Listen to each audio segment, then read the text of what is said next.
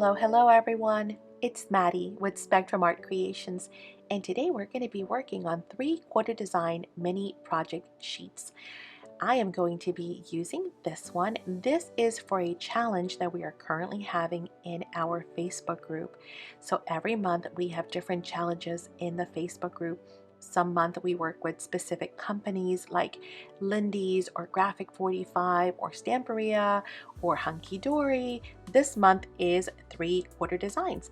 Some other months we work on a theme, maybe Christmas or Easter or and then other times we work on maybe projects like Rolodex, ATCs, cards. So it's always changing, and every month we have at least 1, 2, sometimes 3 different challenges. So we hope that you guys will join and play along.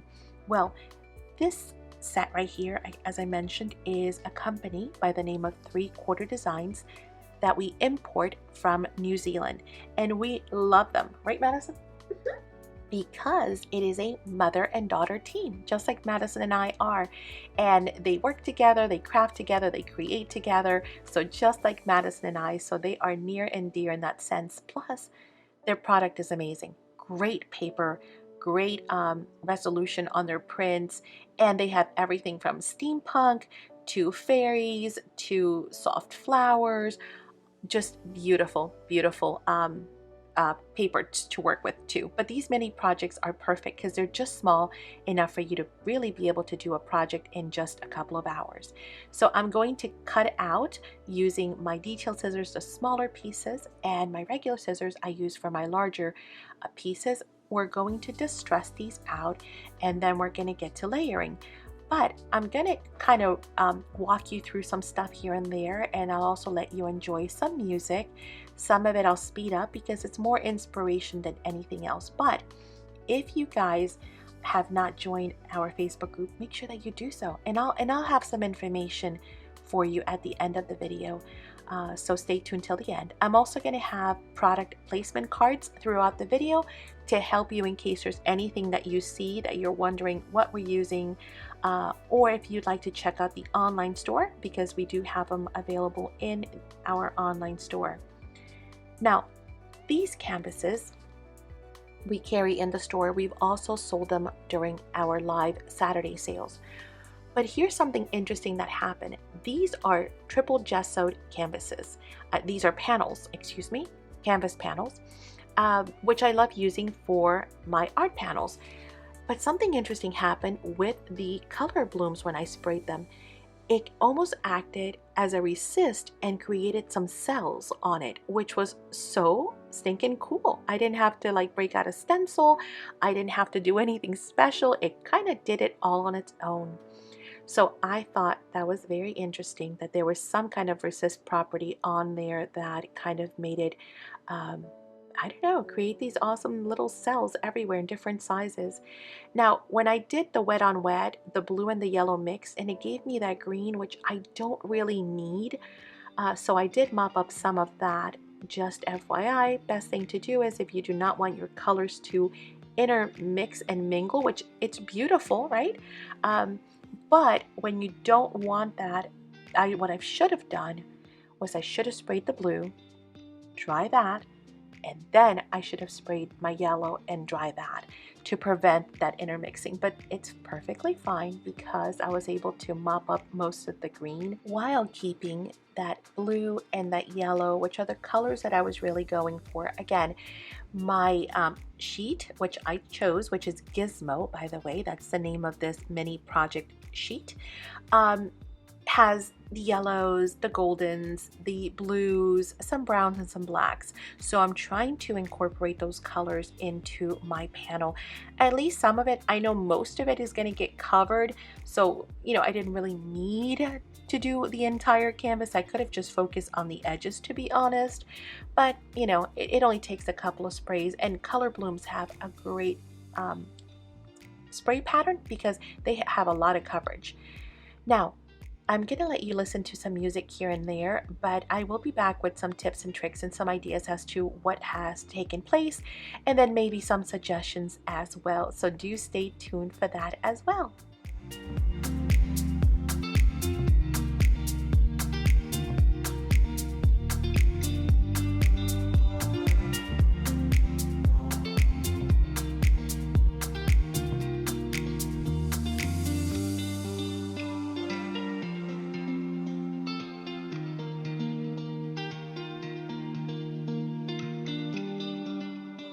So after inking my edges, I realized that my colors were still a little too bright. Again, color blooms are beautiful and delicious. I have a whole video on color blooms where we did swatches. We worked on showing you different substrates such as fabric and paper and the difference between spraying it and brushing it on. So there's a whole video on that on our channel if you're interested in finding out more about color blooms. But see my colors?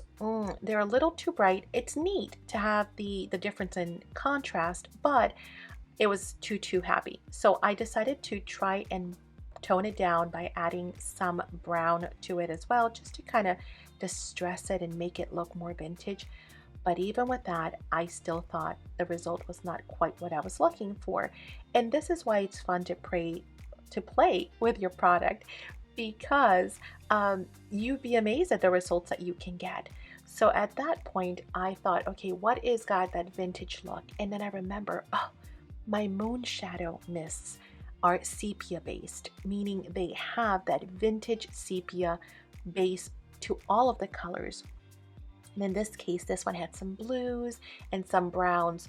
So I decided, well, let's try it. Once again, I always tell you guys, if you don't like it, keep spraying, keep working it. If worse comes to worse and you don't like any of it, guess what? You just gesso it again and start all over again. But luckily for me, this worked out perfect, as you will soon see.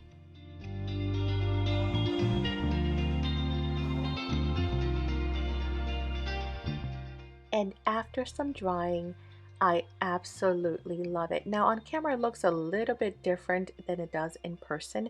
At the end I will have some still photos for you so you'll be able to see it a little bit better, because I know the camera loves to kind of, play with the colors, but oh, look how beautiful that is. It almost looks like a constellation, and again, I didn't have to do anything to this. I did not splatter water, I didn't use a stencil, it just did it all on its own. That's why I love playing with product, because you just never know what you're going to get. I sound like Forrest Gump, but it's true. You just don't know what you're going to get until you play with it.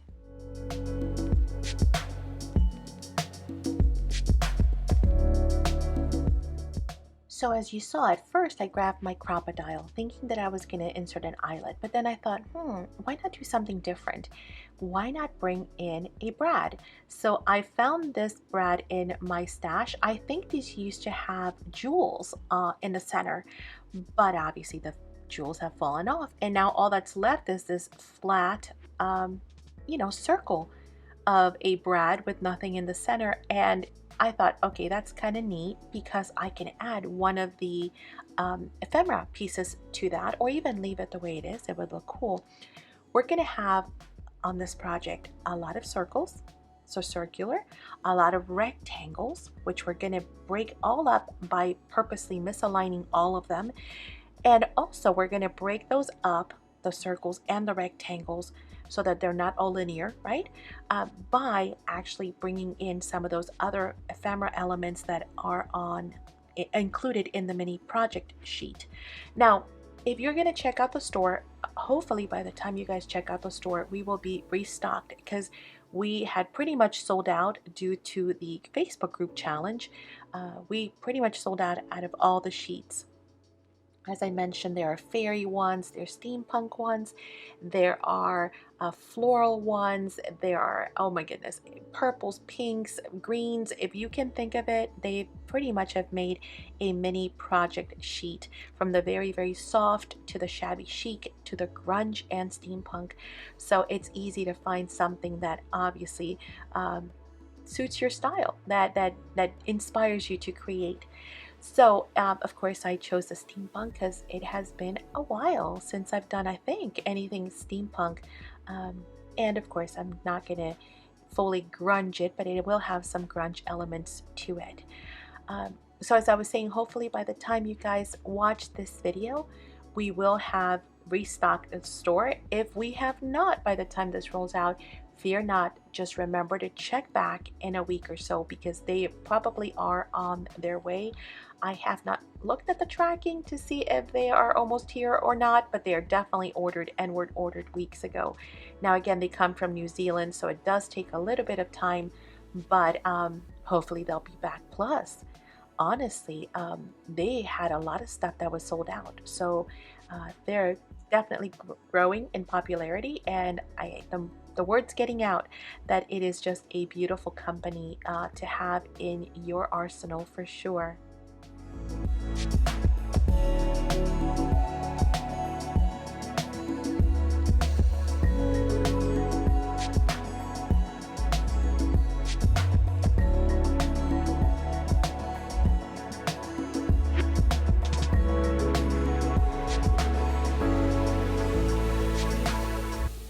I love dimensionals. I think that dimensionals add so much to a project, especially something like this, whether it's mixed media or maybe a card, an ATC, a pocket letter, a tag, just about everything needs dimension, to be honest with you. Even albums and junk journals need dimension.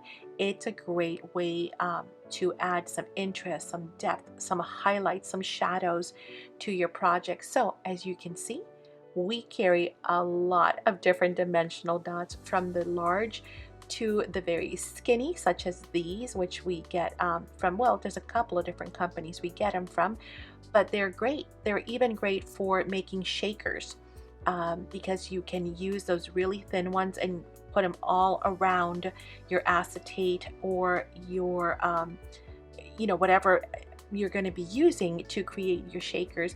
But they're great for those really, really narrow areas, even like flower stems and stuff like that. But we have from the very microscopic, and I'm not kidding, like teeny tiny dots to the very large, and actually I just decided to order the large rolls of dimensionals too, because I go through a lot of dimensionals. So I'm going to be bringing in the ginormous rolls. Actually, give me 2 seconds. I'll grab my 2 new rolls and tell you what sizes they are. Here they are. One is 54 feet. And the other one that I got is 108 feet.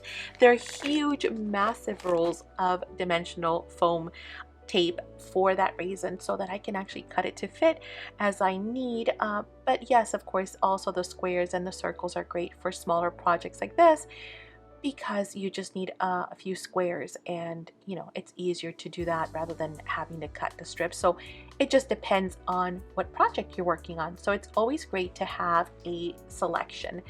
And if you missed those, I did show them during our Saturday live sales here on YouTube, and I will be having those in store hopefully very, very soon, probably in the next week or so.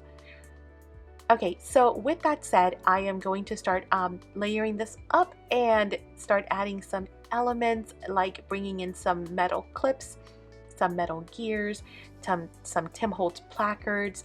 I am going to be adding a little Tim Holtz person, part of the Tim Holtz ephemera paper people, which we have tons of in store. We carry a lot of Tim Holtz actually, so make sure you guys check that out. But the reason why this is going to be so funny is because that Tim Holtz boy that is sitting or is going to be sitting on the frame is going to be a focal point, and you'll see why it's going to be pretty funny. So the point is, with your art, have fun. It doesn't always have to be this super perfect, this it all makes sense. It could be some steampunk with a little bit of whimsical. Just have fun, be creative. I don't ever try and stay within a box, so to speak. I am always, I don't know, goofing off or trying to see what it is that I can throw in there, mix, intermingle, whatever. It's just about having fun. If art does anything for you, it should be to relax you. It should be to allow you to have fun, to express yourself, to be creative in whatever way that is. Whether it's the very colorful, whether it's the super funny, whether it's the you know, the more serious or nature type of craft, whatever it is that inspires you. And your taste might change from day to day, week to week, month to month, or year to year.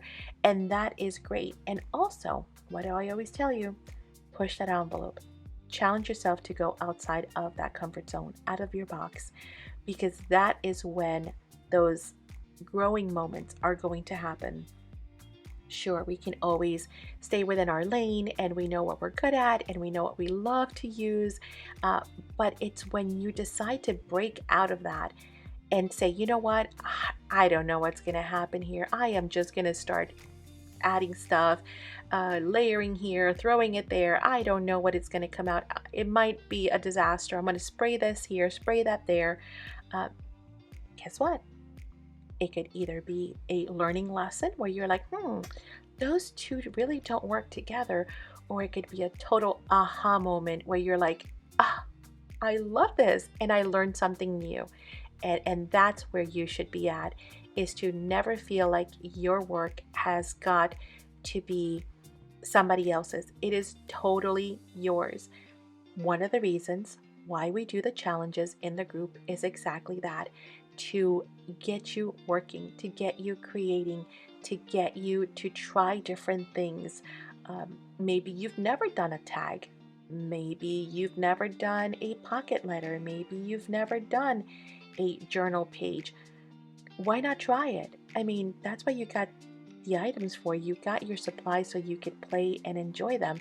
So why not enjoy them? Now, I am going to be adding just temporary adhesive to that for right now because I don't know what I'm going to be layering. Now that I've got my main points, these are my main pieces. Now I can start bringing in all kinds of other elements like filigree and all the paper ephemera and the little paper clips and whatever it is that I want, and start playing around with those items as well.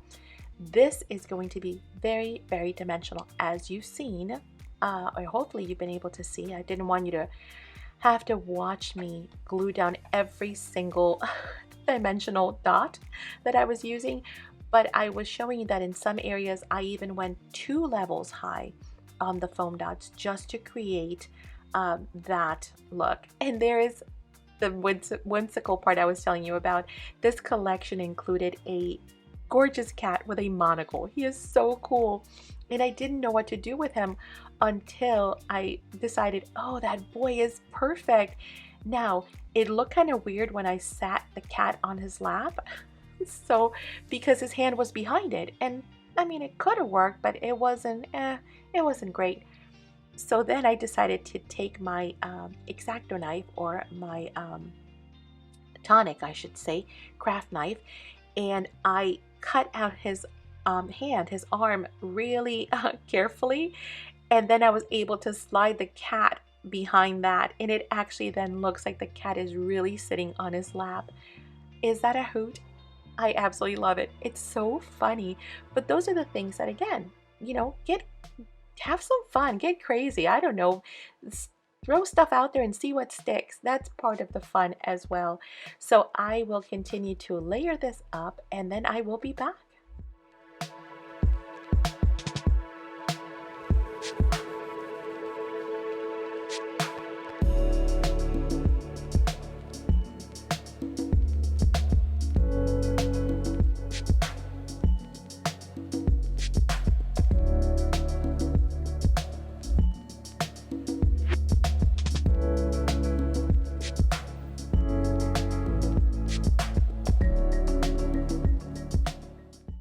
Well, I was bound and determined to use every last piece that came with the mini project sheet. Why? Because challenge on, right? You don't have to use everything, obviously. You do whatever works for you. But I was determined, and I had that one little feather that's to my right left. I just didn't know where to put it. I did end up using it, by the way. See if you can spot it at the end when I show you the completed project. Now, I've shown you this tip before, but I take a snapshot. I just take a quick picture with my phone of my project once I've laid it out, because that gives me an idea, a reference. Once I start removing stuff, I can come back and hopefully reproduce as close as possible to that layout. And here is the completed project. I hope you guys like it. Isn't that fun? It is super dimensional, guys. And it is full of lots of fun and whimsical pieces and tons of layering. Oh my goodness, it's got layering galore. I hope you guys have enjoyed the project. I hope that you guys will make one, and again, to join the Facebook group if you haven't already done so, because at Spectrum Art Creation Friends, which is the name of the Facebook group, you will be able to not only participate in challenges, but always be in the know as to what is coming up, and get to make lots of great friends. Plus, be able to post your own creations as well. Again, hope you join us at Spectrum Art Creation Friends in our Facebook group. Now, I also promised you some additional information, so let's go ahead and talk about that. All of the product as you've seen or that you've seen on this video can be found at our online stores. We have 2 stores available. We've got spectrumartcreations.com and our Etsy store as well, which is also Spectrum Art Creations. Both stores are full of amazing products, and the products vary within the stores as well. So hopefully you will go and check those out. We would greatly appreciate it. Also, if you haven't joined us for our weekly live sales here on YouTube, make sure that you do, because they are a ton of fun. We talk, we chat, we show product, we do little demos. Sometimes you get to see the actual product live, buy live, and make friends and participate in giveaways and games. It's just a whole lot of fun. I want to take a second to thank all of our Spectrum Art Creations Academy members. If you are not a member, or if you'd like to learn more, please stay tuned to the end of the video. I've got a link for you. But you get exclusive classes and workshops and craft nights and game nights and craft alongs and so much more at the Academy. So make sure that you guys check it out and hopefully join us at the Academy. Also, of course, I hope that you have enjoyed it. If you have, please subscribe. Don't forget to leave a thumbs up, leave us a comment, and better yet, go check out this other video for some additional information. We'll see you on the next one. Thanks so much for joining us. Bye!